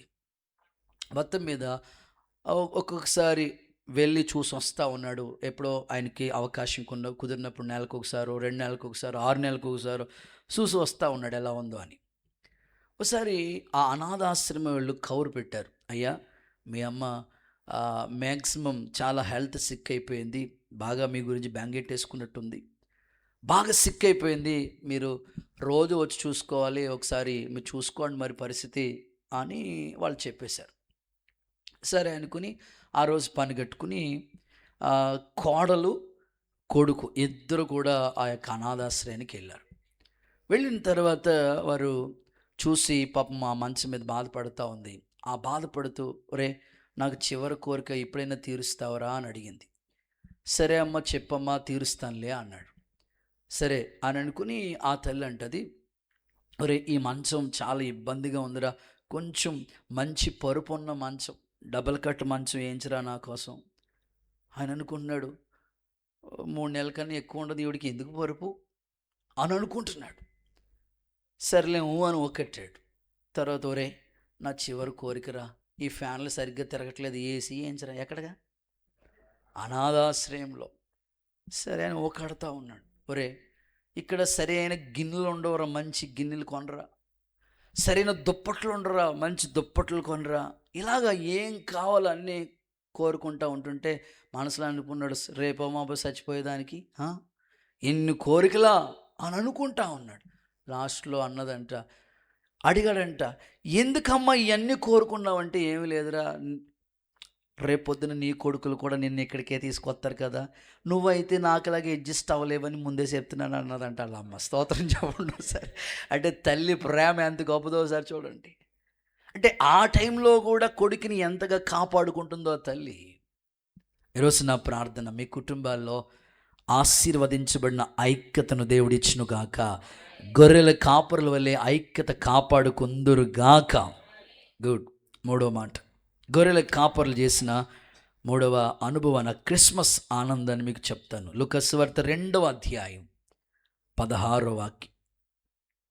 2:16. త్వరగా వెళ్ళి మరియను యోసేపును తొట్టులో పండుకుని ఉన్న శిశువును చూసిరి. త్వరగా వెళ్ళి శిశువును మరియను యోసేపును చూసిరి. ఆ మాటలు మనం చూస్తాం కదా. 3వది ఏంటంటే వాళ్ళు త్వరగా వెళ్ళారంటే ఆసక్తి గలవారు. ఆమేన్. ఈరోజు నేను మిమ్మల్ని అడుగుతున్నాను, ఈ క్రిస్మస్ టైం, సో మీ ఆత్మీయ జీవితాల్లో మీలో ఆసక్తి తగ్గకూడదండి. నేను మీ నుంచి కోరుకునేది ఏమిటంటే, ఎప్పుడు ఏదో జనవరిలో ఆసక్తిగా ఉన్నాము, డిసెంబర్ 31 ఆసక్తిగా ఉన్నాం, క్రిస్మస్ పండుగ అట్లా కాదు. మీలో ఎప్పటికీ ఆసక్తి తగ్గకూడదు. వాళ్ళంట త్వరగా వెళ్ళి, ఆ మాట ఏం చేపిస్తుందంటే ఆసక్తి. నా ప్రార్థన, మీ అందరిలో దేవుడు ఆసక్తిని కలుగు చేయనుగాక. యేసు నామములో ఆసక్తితో ప్రభు మిమ్మల్ని నింపునుగాక. ఏదో ఒక మిమ్మల్ని యాక్టివ్ చేసి ఒక కీర్తన పాడుకుందాం. బెత్లెహేములో సందడి, అక్కడ గొర్రెల కాపర్లు ఉంటారు కదా, ఆ లైన్ మనం పాడుకుందాం. Happy happy Christmas, merry merry Christmas, క్రీస్తు నేడు పుట్టెను, హల్లెలూయా. తప్పకుండా మీలో ఆసక్తి తగ్గకూడదు. బైబిల్ ఇలా చెప్తుంది కదా, కాగా నా ప్రియ సహోదరులారా, ప్రభునందు మీ ప్రయాస వ్యర్థం కాదు. ఒకవేళ నువ్వు ఎవరికో చేసా అది వ్యర్థమైపోవచ్చేమో, కానీ దేవుడికి నువ్వు చేసింది ఏది వ్యర్థం కాదు అని. ఇప్పుడు నువ్వేం చేయాలి? స్థిరులను కదలిని వారే ప్రభు కార్యాభివృద్ధి ఎప్పటికీ ఆసక్తి. చదవండి ఆ మాట. కొరింథీయులకు రాసిన మొదటి పత్రిక 15:58. కాగా నా ప్రియ సహోదరులారా, మీ ప్రయాసం ప్రభువునందు వ్యర్థం కాదని మొదటి కొరింథీ ఎరిగి 15:58 15:58 మీ ప్రయాసం ప్రభువునందు వ్యర్థం కాదని ఎరిగి స్థిరులను కదలని వారును ప్రభువు స్థిరులను కార్యాభివృద్ధి కదలని యందు వారే ప్రభు కార్యాభివృద్ధి యందు ఎప్పటికీ ఎప్పటికీ ఆసక్తిగానే ఉండండి. మీ అందరిలో ఆసక్తి ఎక్కువగునుగాక. దేవుని కార్యాల కోసమే పరిగెత్తే కృప దేవుడు మీకు ఇచ్చునుగాక. శ్రీ యేసు పుట్టాడని, మహారాజు పుట్టాడని, బెత్లెహేములో సందడి, పశువుల పాకలో సందడి. శ్రీ యేసు పుట్టాడని, మహారాజు పుట్టాడని, శ్రీ యేసు పుట్టాడని, మహారాజు పుట్టాడని, బెత్లెహేములో సందడి.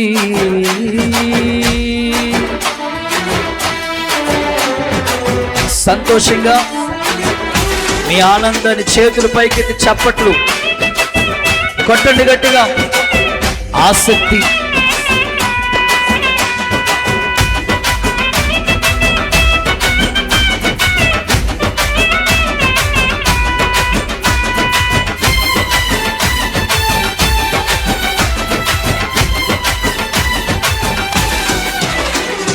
దూతల పాటలతో సందడి, సమాధాన వార్తతో సందడి. దూతల పాటలతో సందడి, సమాధాన వార్తతో, గొల్లల పరుగులతో సందడి, క్రిస్మస్ పాటలతో పాడాలి. గొల్లల పరుగులతో, క్రిస్మస్ పాటలతో సందడి, బెత్లెహేములో సందడి, పశువుల పాకలో సందడి.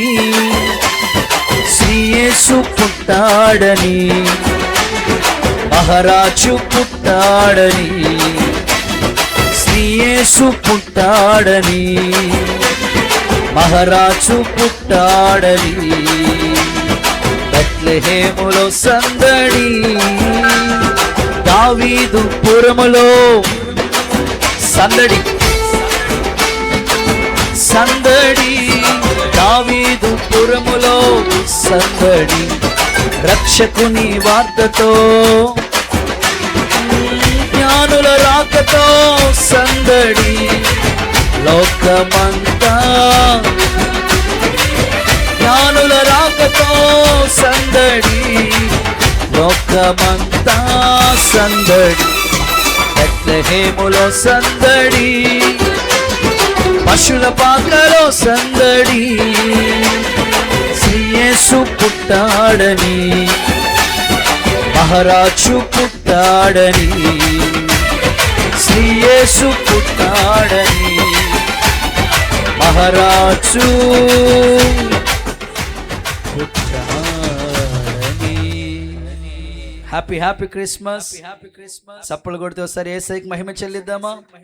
సో ఈ పండగ వాతావరణంలో మనకి ఆసక్తి తగ్గకూడదండి.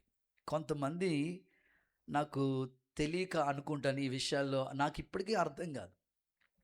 అద్దం ముందుకెళ్తే గంటైనా రారండి బాబు. అలాంటి వాళ్ళందరూ హల్లెలూయా అని చెప్పండి అమ్మా. ఇప్పుడు చెప్పరో పాపం ఈయన రెడీ అయిపోయి కూర్చొని ఉంటాడు, రామ్మ కికి కికి కికి హార్న్ కొడుతుంటాడు, కారు కానీ బైక్ కానీ, ఆవిడ మాత్రం రారు. ఏంటో నాకు అర్థం కాదు. ఇప్పుడు పండుగ రోజున మీరు ఎంత ఆసక్తిగా ఉండాలి చెప్పండి. ముందుగా రెడీ అయి ఉండాలి. అదే డ్వాక్రా మీటింగ్ అంటే గంటెళ్ళు ఉంటారు అక్కడ. ఎప్పటికీ మీలో ఆసక్తి తగ్గకుండా ఉండునుగాక. దైవ కార్యాల్లో ముందుందురుగాక. బైబిల్లో ఒక స్త్రీని జ్ఞాపకం చేస్తాను, అబీగయీలు. చెప్పండి అమ్మా, గయ్యాలు కాదమ్మోయ్, పేరే అబీగయీలు.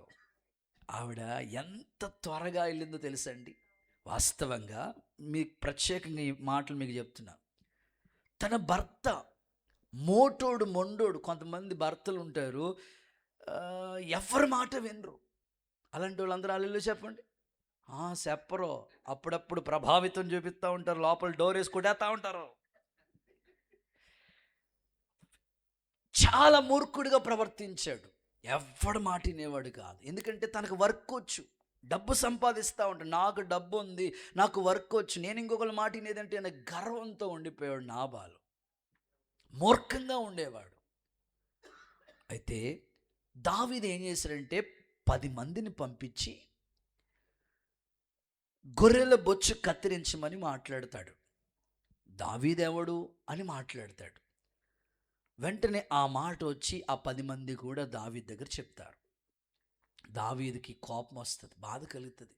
ఈ అరణ్యంలో ఈ గొర్రెలన్నిటినీ కాపాడినప్పుడు ఏ కీడు దరికి చేరకుండా కాపాడింది మేమే కదా, ఈ ఇంత కాపాడిన కృతజ్ఞత లేకుండా దావీదు ఎవడంటాడేంటి అని అనుకుని ఆయన ఎదురు చూస్తూ ఉన్న సమయంలో, అమ్మో రాజుగారు కోపంతో ఉన్నారని భార్య తెలుసుకుని గాడిద తీసుకుని, గాడిద మీద కొన్ని వస్తువులు పెట్టుకుని పనివాడిని తీసుకుని అంత త్వరగా వెళ్ళి దావీదు దగ్గర పశ్చాత్తాపడయ్యా, భర్త చేసిన తప్పు నాదిగా భావిస్తున్నాను, కొంచెం ఏదో ఓవర్లో మాట్లాడేశాడులే అని అనుకుని తప్పు నాదిగా భావించని ఆమె ఆ గాడిద త్వరగా దిగి దావీదు దగ్గర సాగిలపడి నమస్కారం చేస్తుందట.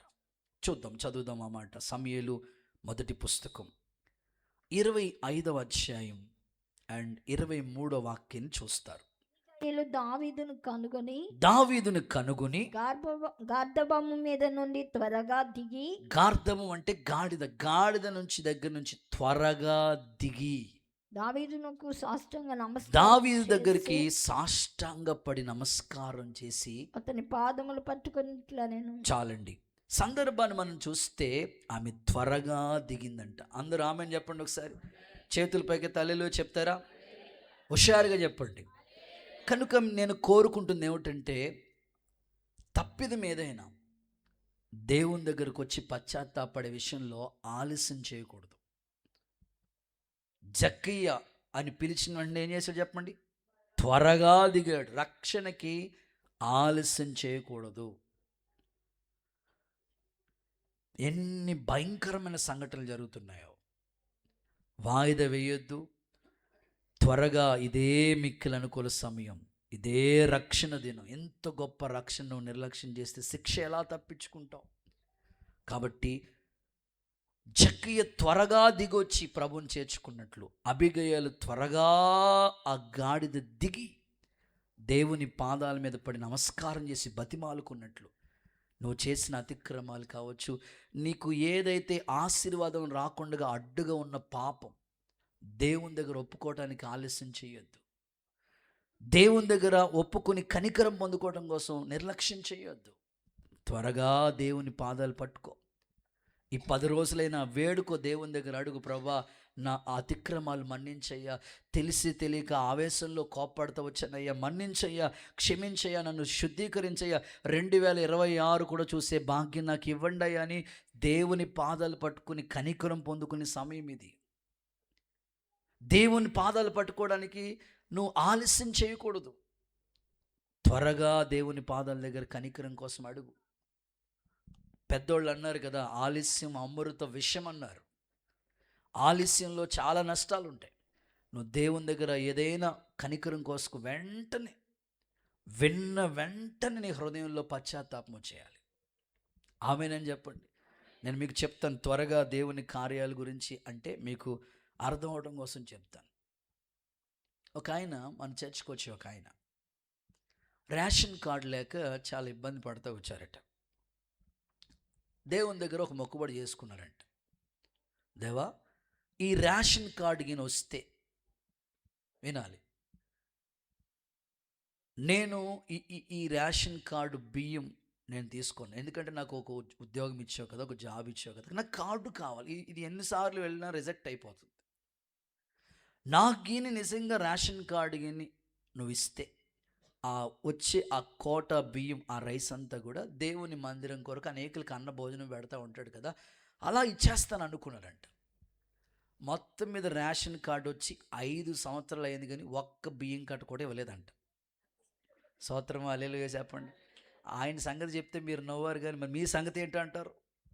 మీరు ఎన్ని అనుకున్నారో ప్రభువు దగ్గర, అది చేస్తాను ప్రభా, ఇది చేస్తాను ప్రభా. సంవత్సరం అయిపోయింది కానీ నువ్వు మాత్రం ఏం చేయట్లేదు. మంచివాళ్ళు అందరూ స్తోత్రం హల్లెలూయా సోతి స్తోత్రం. అనుకున్నాడు కానీ మర్చిపోయాడు, అయిపోయింది. అతని పరిస్థితులు కుదరలేదు. 5 సంవత్సరాలు అయిపోయిందంటే రేషన్ కార్డు వచ్చి ఒక్క బియ్యం కట్ట కూడా ఇవ్వకపోతే మనసంతా బాధ కలిగి ఒకరోజు ప్రార్థన చేసుకుంటా ఉంటే దేవుడే మాట్లాడినట్లుగా అనిపించిందంట. వెంటనే నా దగ్గరకు వచ్చి చెప్పారు, అన్న మీరు ఏ కార్యక్రమం పెట్టినా, అది క్రిస్మస్ న్యూ ఇయర్ సభల 5 సంవత్సరాల నుంచి ఎంతైతే బియ్యం కొరకు ఇవ్వాలో రేషన్ కార్డు నెలకి ఎంత వస్తుంది అయ్యా బియ్యం? ఓకే 5 kgs 12 నెలలకి 12 5లు 60 × 5 300 kgs. దేవుడికి స్తోత్రం. దేవుడికి ఇచ్చేయాలనుకుని నిర్ణయం తీసుకున్నాడు, ఆల్రెడీ ఇచ్చేసాడు కూడా. సంతోషం లేదా మీకు? చప్పలు కొడతారు యేసుప్రభు. అంటే ఎందుకు చెప్తా, అనుకున్నాడు మర్చిపోయాడు. మరలా అది దేవుడు గుర్చేస్తే అయ్యో నేను అనుకున్నది త్వరగా చేసేయాలి దేవుడు పని. సో ఈ విషయం జస్ట్ మీకు సింపుల్గా ఎగ్జాంపుల్ చెప్పండి. మరి మీరు ఎన్ని అనుకున్నారు దేవుడి దగ్గర? ఇలా ఉంటానయ్యా, బాప్తిసం తీసుకుంటాను అనుకున్నావు కదా, ఆపద వచ్చినప్పుడు తప్పించాడు కదా. మరి ఎందుకు వాళ్ళు ఏదో అనుకుంటారు, బంధువులు ఏదో అనుకుంటారు, మా కులం వాళ్ళు ఒప్పుకోరు, మా నాన్న ఒప్పుకోడు, ఇట్లా అనుకోవద్దు.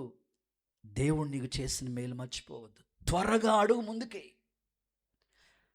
ఈ ప్రమోషన్ వస్తే నేను ఇలా బ్రతుకుతానయ్యా, ఈ కీడు తప్పిస్తే నేను ఇలా అనుకున్నావు కదా, నువ్వు అలా చేయటానికి అడుగు ముందుకే. త్వరగా దేవుని కార్యాలు చేయి. యేసు నామములో ప్రభు నిన్ను దీవించునుగాక. ప్రభు కార్యాలు అశ్రద్ధగా చేస్తే శాపం మన మీదకి వస్తుందంట. అశ్రద్ధ వద్దు. అనుకుంటే ఖచ్చితంగా దేవుని కొరకు మీరు చేయండి. దేవుడు దీవెన మీ తల మీద ఉండునుగాక. ఓకే, ఇక చివరి 2 మాటలు కూడా త్వరగా ముగిచ్చేస్తాను. 4వదిగా గొర్రెల కాపరులు చేసిన క్రిస్మస్ మనం చేయాలి. వాళ్ళు చేసిన క్రిస్మస్ ఎలా ఉంది, వాళ్ళలో ఉన్న గుణాలు ఎలా ఉన్నాయో చూద్దాం. 4వది ఏంటంటే లూకా సువార్త 2వ అధ్యాయం అండ్ 17వ వాక్యాన్ని నేను చదువుతున్నాను. వారు చూసి ఆ శిశువును గూర్చి తమతో చెప్పబడిన మాటలను గూర్చి ప్రచురము చేసిరి. చాలు. 4వది ప్రచారం చేశారు. అనండి, గట్టిగా చెప్పాలి, ప్రచారం చేశారు. సో మనం కూడా ఈ క్రిస్మస్లో చేయవలసింది ఏంటంటే, ఇది ప్రచారాల పండుగ. అసలు 1వ తారీఖు మొదలుపెట్టాం, జనవరి 12వ తారీఖు వరకు కూటాలు ఉన్నాయి. దేవుడికి స్తోత్రం కలుగును గాక. అక్కడక్కడ చిన్న వీధిలో కూడా, ఒక ఏరియాలో కూడా అట్లాగా ఏర్పాట్లు చేస్తూ ఉన్నాం. ఎందుకయ్యా ఇంత అలా చేయాలి పండుగ అంటే, అది మహనీయుడు కాబట్టి, గొప్ప మహనీయుడు మనిషిగా ఈ లోకానికి వచ్చాడు కాబట్టి, ఆయన పండుగను గురించి మనం విజయోత్సవాలతో ఊరేగించాలంతే, ప్రచారం చేయాలి. మీరు ఈ చీర ఎక్కడ కొన్నారు? చందన షాపింగ్ మాల్, సౌత్ ఇండియా, ఇవి మాత్రం భలే అడ్వర్టైజ్మెంట్ చేస్తారండి బాబు. ఈ 4 రోజులు మీకు, రేపు 25వ తారీఖున ఉంటుంది మీకు పండగ. దేవుడికి స్తోత్రం. వదిన ఎక్కడ కొన్నాం, మీద మెరిసిపోతున్నాయి చీర, మేము కూడా వెళ్తాను కదా, వచ్చేదానిగా చెప్పేస్తే బాగుండు కదా. అబ్బో, ఎంత అద్భుతంగా మీరు వస్త్రాల గురించి ప్రజెంట్ చేస్తూ ఉన్నారు కదా. మరి దేవుడు ఈ సంవత్సరం అంతా నీకు చేసిన కార్యాలని ఎందుకు ప్రచారం చేయకూడదు? ఎందుకు చేయకూడదు చెప్పండి. అందుకే నా ప్రార్థన ఏమిటంటే, మీరందరూ ప్రచారం చేస్తే నిజమైన గొర్రెల కాపరులుగా మార్చబడుదురుగాక. మీ వీధిలో ప్రభుని గురించి ప్రకటించేటట్లుగా. ఇంకొక మాట చెప్తాను, మీరు హాస్పిటల్లో నర్సక్కగా చేస్తే, మీ హాస్పిటల్లోనే చిన్న క్రిస్మస్ మీరే జరిపించండి. మీ స్టాఫ్ అందరిని తీసుకొచ్చి 2 మాటలు చెప్పి చిన్నగా అలా చేయండి. ఒక స్కూల్ టీచర్గా పనిచేస్తే, ఒకవేళ పోలీస్ ఆఫీసర్గా పనిచేస్తే, నువ్వు ఏ డిపార్ట్మెంట్లో ఎందులో వర్క్ చేసినా మీరందరూ చక్కగా అలాగ చిన్న క్రిస్మస్ చేయండి. స్టార్ట్ చేయండి. నాకు తెలిసిన ఒక అన్నయ్య హాస్పిటల్లో పనిచేస్తూ ఉంటాడు. వాళ్ళ స్టాఫ్ అందరూ రాజమండ్రిలో స్టాఫ్ అందరిని తీసుకుని మొత్తం మీద ఆ రోడ్డు మీద, ఆ వీధిలో రోడ్డు మీద ఒక స్టేజ్ కట్టి టెంట్ వేసి అందరికీ క్రిస్మస్ వార్త, మళ్ళా పిలిచిన ఆఫీసర్లందరికీ గిఫ్ట్లు ఇచ్చి పంపించాడట. దేవుడికి స్తోత్రం చెప్పండి. సో ఏదో విధంగా ప్రభు మాటలు మీరు ప్రజెంట్ చేయటమే ప్రచారాల పండుగ కనుక వాళ్ళు గొర్రెల కాపరులు వారు విన్న మాటలు వాళ్ళతోనే సరిపెట్టుకోకుండా అందరికీ ప్రచారం చేశారండి. మనం కూడా అలా చేద్దాం. ప్రభు మనకి సహాయం చేయనుగాక. చూడండి, బైబిల్లో ఈ వాక్యం చదివిస్తాను. పేతురు రాసిన మొదటి పత్రిక 2వ అధ్యాయం 9వ వాక్యాన్ని ఒకసారి చదువుతారా? పేతురు రాసిన మొదటి పత్రిక 2వ అధ్యాయం 9వ వాక్యం. చీకట్లో నుంచి ఆశ్చర్యకరమైన వెలుగులోనికి మిమ్మల్ని పిలిచిన వాని గుణాతిశయాన్ని ప్రచురించే నిమిత్తం ఏర్పరచబడిన వంశం, రాజులు, యాజకులైన పరిశుద్ధ జనము, దేవుని సొత్తైన. ఆమేన్. అక్కడ ఏమంటున్నాడు తెలుసా? ఒకప్పుడు మనం ఎలా ఉన్నాం? చీకటిలో ఉన్నాం. ఇప్పుడు దేవుడు ఎలా పిలిచాడక్క? ఆశ్చర్యకరమైన వెలుగులోనికి పిలిచాడు. ఇప్పుడు మనం ఏం చేయాలా? పిలిచాడు కాబట్టి కమ్మగా కూర్చుందామా? గమ్మును కూర్చుందామా? లేదు. ఆయన గుణాతిశయాల్ని ప్రచురం చేయాలి. ఆయన పరిశుద్ధత గురించి చెప్పండి, ఆయన ప్రేమను గురించి చెప్పండి, దేవుడు చేసిన ఆ త్యాగాన్ని గురించి 10 మందికి చెప్పండి. ఈ క్రిస్మస్ టైంలో అయినా వాళ్ళు వింటారు. మీ స్నేహితుల గురించి మీకు భారం రావాలి, మీ కొలీగ్స్ గురించి మీకు భారం రావాలి, మీరు ఏ డిపార్ట్మెంట్లో పనిచేస్తారో వాళ్ళ గురించి ఒక ఆసక్తి మీకు రావాలి. వారిని ఎలాగైనా సరే, ఈ విధంగా అయినా సరే దేవుని మాటలు వినిపింప చేయండి. ప్రభు మీకు సహాయము చేయనుగాక, ప్రభు కృప చూపించునుగాక. నేను చెప్తానండి, క్యాలెండర్ ద్వారా కూడా సువార్త వెళ్తుంది. ఆమేన్.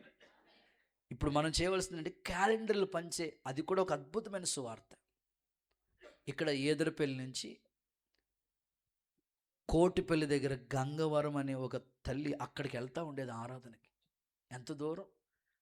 రేవు దాటి వెళ్తూ ఉండేది ఆరాధనకి. అనుకుందంట మా చుట్టాలందరికీ, మా ఇంటి పేరులందరికీ, అత్తోళ్ళు దొరిపోళ్ళు, అమ్మోళ్ళు దొరిపోళ్ళు క్యాలెండర్లు పంచుదామని ఓ 10 క్యాలెండర్లు తీసుకొచ్చి ఆ వీధిలో వాళ్ళకి, చుట్టాలకి, వాళ్ళకి పంచిందంట. పంచగా వాళ్ళు దేవుని వాక్యం పెట్టుకున్నారు. అన్యులు ఎంత అద్భుతంగా దేవుని వాక్యాన్ని తీసుకుంటారంటే వాళ్ళకి ఒక నమ్మకం. అడుగుతారు, మా క్యాలెండర్లు ఇవ్వలేదంటే వదినా అని అడుగుతూ ఉంటారు వాళ్ళు. వెంటనే తీసుకున్నారంట. వాళ్ళ ఇంట్లో ఏదో కష్టం వచ్చింది.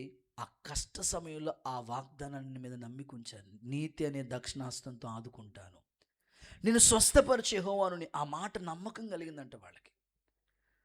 అప్పుడు చెప్పారంట, మీ పాస్టర్ గారు మీ ఇంటికి ప్రార్థన చేయడానికి వస్తాడు కదా, మమ్మల్ని మా ఇంటికి కూడా తీసుకురానమ్మా. అలాగా ఆ తల్లి 10 కుటుంబాలని పరిచయం చేసింది.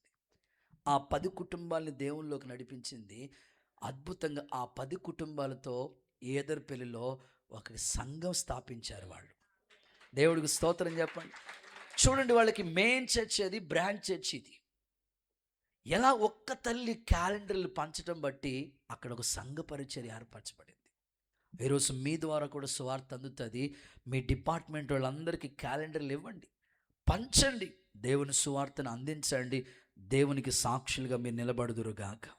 చివరి మాట, ఆఖరి మాట చెప్పేసి ముగిచ్చేస్తాను.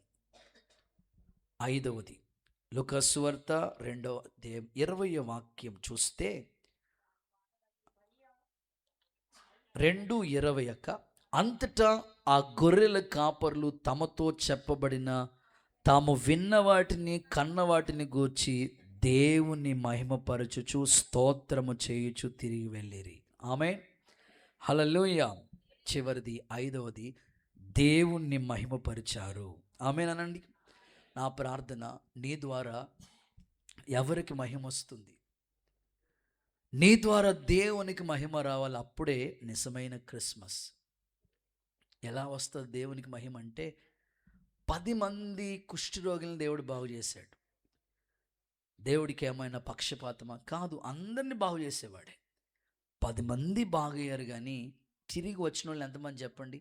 ఒక్కడే వచ్చి అంటాడు, కృతజ్ఞతతో దేవునికి స్తోత్రాలు చెప్పి దేవుణ్ణి మహిమపరిచి. అంటే ఏ వ్యక్తి అయితే కృతజ్ఞత కలిగి ఉంటాడో ఆ వ్యక్తి ఎప్పుడు కూడా దేవుణ్ణి మహిమపరుస్తూ ఉంటాడండి. బైబిల్ ఇలా రాయబడింది, స్తుతి యాగం అర్పించుట దేవుణ్ణి మహిమపరచుటే కదా.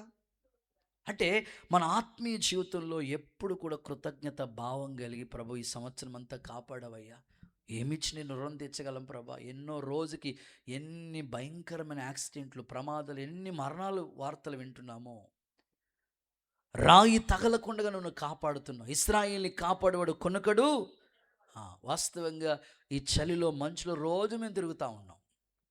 సో దేవుడు మా ప్రయాణాల్లో క్షేమం ఇస్తున్నాడు. ప్రతిరోజు దేవుణ్ణి గణపరుస్తూ ఆయనకి కృతజ్ఞత చెప్తూనే ఉన్నాను. మీ కుటుంబాలు కూడా ఈ సంవత్సరం అంతా కాపాడినందుకు, మీ ఆర్థిక ఇబ్బందుల్లో సహాయం చేసినందుకు, చేసిన మేళ్ళన్నీ తలంచుకోండి. ఎప్పుడైతే దేవుడికి థ్యాంక్స్ చెప్తారో, ఇంకా మీకోసం దాచి ఉంచిన మేలు మీ ఇంట్లో జరుగుతుంది. చేసిని మర్చిపోవద్దు. దేవుడు ఏ విషయంలో మీ పెళ్ళిళ్ళు చేశాడో, ఏ విషయంలో ఇల్లులు కట్టుకున్నారో, ఏ విషయంలో పిల్లలు అనుగ్రహించాడో, ఏ విషయంగా ప్రభు సహాయం మీకు అందిందో, అవన్నీ తలంచి దేవునికి ఎప్పుడు ఆయన మహిమపరిచే కార్యం మీరు చేస్తూ ఉండండి. దేవుడు మీ ఎడల గొప్ప కార్యాలు ప్రారంభించి సజీవ సాక్షులుగా నిలబెట్టునుగాక. నేను ముగిచేస్తున్నాను, సమయం అయిపోయింది. గొర్రెల కాపరులు చేసిన క్రిస్మస్ గురించి ప్రభు మనతో మాట్లాడాడు. నాతో కలిసి ఈ మాటలు మీరు చెప్పండి. వాళ్ళు ఎలా క్రిస్మస్ చేశారు చెప్పండి. వాళ్ళలో ఉన్న మంచి 5 లక్షణాలు మీ ముందు పెట్టాను. నెంబర్ 1, విశ్వాసంతో నమ్మారు. ఆ దూత చెప్పిన మాట వెంటనే వాళ్ళు నమ్మారు.